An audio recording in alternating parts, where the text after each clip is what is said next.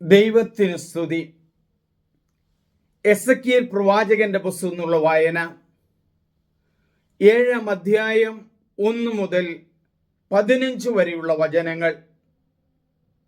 ഈ അധ്യായത്തെ രണ്ടായിട്ട് നമ്മൾ തിരിച്ചിട്ടുണ്ട്.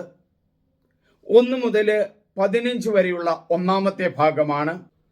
രണ്ടാമത്തെ ഭാഗം 16 മുതൽ 27 വരെയുള്ള വചനങ്ങളാണ്. ഈ അവസരത്തിൽ നമ്മൾ വായിച്ചു കേൾക്കുന്നത് എസെക്കിയേലിന്റെ പുസ്തകത്തിലെ ഒന്നാമത്തെ ഭാഗം, അതായത് 1 മുതൽ 15 വരെയുള്ള വചനങ്ങൾ. എസെക്കിയേലിന്റെ പ്രവചനം. അവസാനം അടുത്തു. 1. എനിക്ക് കർത്താവിൻ്റെ അരുളപ്പാടുണ്ടായി. മനുഷ്യപുത്ര, ദൈവമായ കർത്താവ് ഇസ്രായേൽ ദേശത്തോട് അരുളി ചെയ്യുന്നു, ഇതാ നിന്റെ അവസാനം അടുത്തിരിക്കുന്നു. ദേശത്തിൻ്റെ 4 ദിക്കുകളിൽ നിന്ന് അവസാനം അടുത്തു വരുന്നു. ഇതാ നിന്റെ അവസാനം അടുത്തിരിക്കുന്നു. എൻ്റെ കോപം നിന്റെ മേൽ ഞാൻ അഴിച്ചുവിടും. നിന്റെ പ്രവൃത്തികൾക്കനുസൃതമായി നിന്നെ ഞാൻ വിധിക്കും. നിന്റെ എല്ലാ മ്ലേച്ഛതകൾക്കും നിന്നെ ഞാൻ ശിക്ഷിക്കും. ഞാൻ നിന്നെ വെറുതെ വിടുകയില്ല. നിന്നോട് ഞാൻ കരുണ കാണിക്കുകയില്ല. നിന്റെ മ്ലേച്ഛതകൾക്കും നിന്റെ പ്രവൃത്തികൾക്കും അനുസൃതമായി നിന്നെ ഞാൻ ശിക്ഷിക്കും. ഞാനാണ് കർത്താവ് എന്ന് അപ്പോൾ നീ അറിയും. 5. ദൈവമായ കർത്താവ് അരുളി ചെയ്യുന്നു, ഇതാ നാശത്തിനു പിറകെ നാശം. ഇതാ അവസാനം അടുത്തു. ഇത് നിനക്കെതിരെ ഉണർന്നിരിക്കുന്നു. ഇതാ അത് എത്തിക്കഴിഞ്ഞു. ദേശത്ത് വസിക്കുന്നവനെ, ഇതാ നിന്റെ മേൽ വിനാശം ആഗതമായിരിക്കുന്നു. സമയമായി. പരിഭ്രാന്തിയുടെ കലാപത്തിന്റെ ദിനം ആസന്നമായി. മലമുകളിലെ ആർപ്പുവിളി ആഹ്ലാദത്തിൻ്റെതായിരിക്കുകയില്ല. 8. അല്പസമയത്തിനുള്ളിൽ എൻ്റെ ക്രോധം നിന്റെ മേൽ ഞാൻ ചൊരിയും. എൻ്റെ കോപം നിന്റെ മേൽ പ്രയോഗിച്ചു തീർക്കും. നിന്റെ പ്രവൃത്തികൾക്കനുസൃതമായി നിന്നെ ഞാൻ വിധിക്കും. നിന്റെ എല്ലാ മ്ലേച്ഛതകൾക്കും നിന്നെ ഞാൻ ശിക്ഷിക്കും. നിന്നെ ഞാൻ വെറുതെ വിടുകയില്ല. നിന്നോട് ഞാൻ കരുണ കാണിക്കുകയില്ല.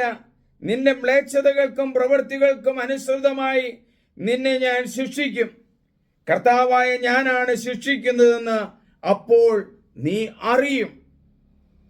ഇതാ ആ ദിനം, നാശത്തിന്റെ ദിനം ആസന്നമായി.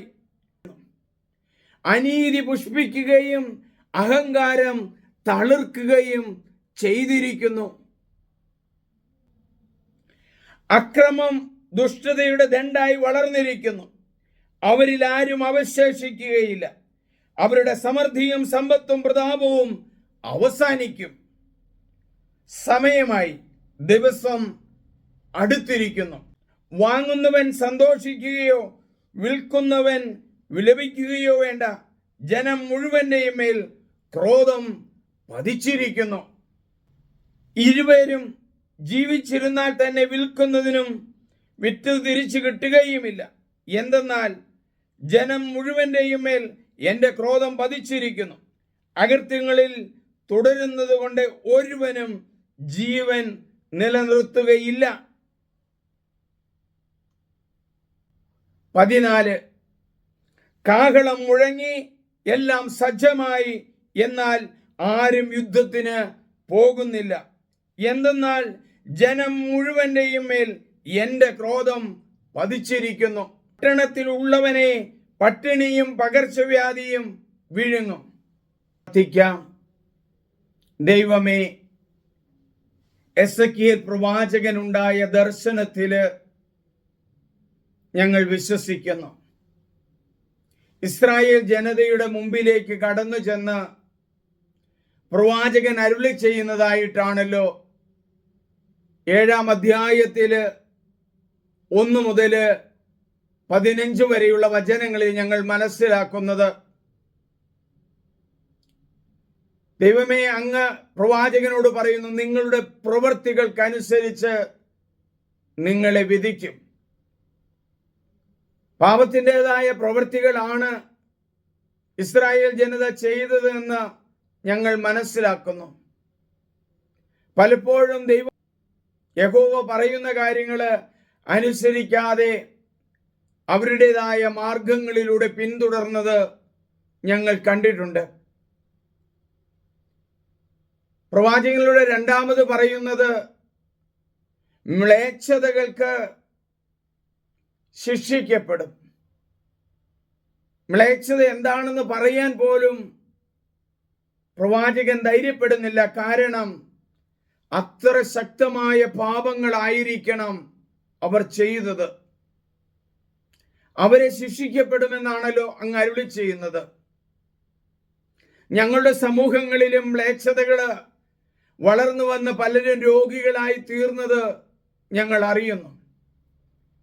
മ്ലേച്ഛതയുടേതായ പാപങ്ങള് ഏറ്റുപറയുവാനും മാനസാന്തരപ്പെടുവാനും അനുദപിക്കാനുമുള്ള കൃപ ഞങ്ങൾക്ക് തരുന്നതിന് നന്ദി പറയുന്നു.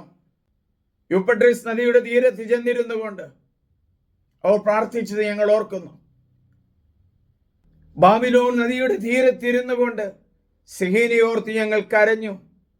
അവിടെയുള്ള അലരി വൃക്ഷങ്ങളിൽ ഞങ്ങളുടെ കിന്നരങ്ങൾ തൂക്കിയിട്ടു. അറിയപ്പെടാത്ത ഒരു ദേശത്ത് വെച്ച് ഞങ്ങൾ കർത്താവിന്റെ ഗാനങ്ങൾ പാടുന്നത് എങ്ങനെ? ദൈവമേ, അങ്ങയുടെ ഗാനങ്ങൾ പാടാനും അങ്ങയെ സ്തുതിക്കാനും കൃപ നൽകണമേ. പാപം വഴിയായി രോഗികളായി തീർന്നവർക്ക് ദൈവമേ, അങ്ങയുടെ കരുണ കാണിക്കുന്ന നിമിഷമാണല്ലോ. ദൈവമേ നന്ദി, ദൈവമേ ആരാധന. സ്നേഹമുള്ളവരെ, എൻ്റെ പേര് സണ്ണി പുൽപ്പറമ്പിൽ.